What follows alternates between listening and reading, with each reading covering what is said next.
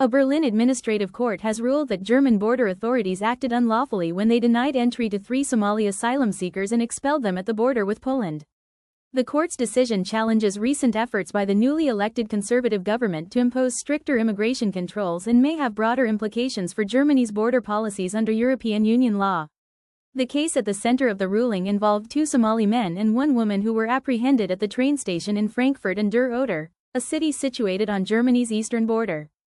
The individuals had crossed into Germany from Poland, and border police quickly returned them, citing a provision that allows Germany to reject asylum seekers arriving from what is considered a safe third country. However, the court found this expulsion to be in breach of the European Union's Dublin regulation, which outlines the procedures for determining which member state is responsible for processing an asylum application.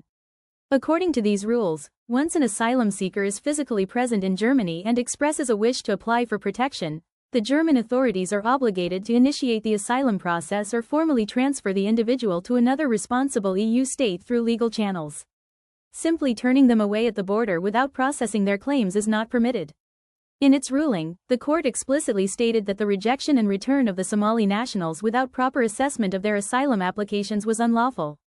This represents a potential legal setback for Chancellor Friedrich Merz's government, which was elected in February on a platform promising to reduce irregular migration and tighten border controls.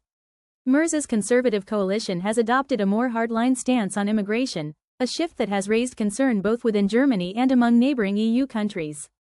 Critics argue that the new government's approach may violate international asylum obligations and undermine human rights standards.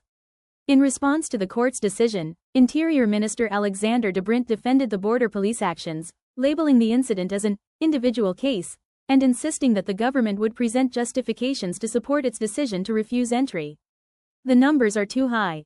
We are sticking to our practice, De Brint said, suggesting the government does not intend to reverse its broader migration policy in light of the ruling. The case also comes amid growing political tensions over immigration in Germany.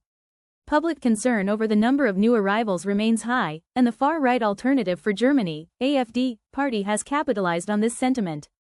In the February federal election, AfD secured second place, a reflection of the growing backlash against what many voters perceive as unchecked migration. While the court's decision pertains to a specific case, legal experts suggest it may have a broader impact. It could serve as a precedent for other asylum seekers denied entry under similar circumstances and prompt scrutiny of the Merz administration's compliance with EU and international asylum law.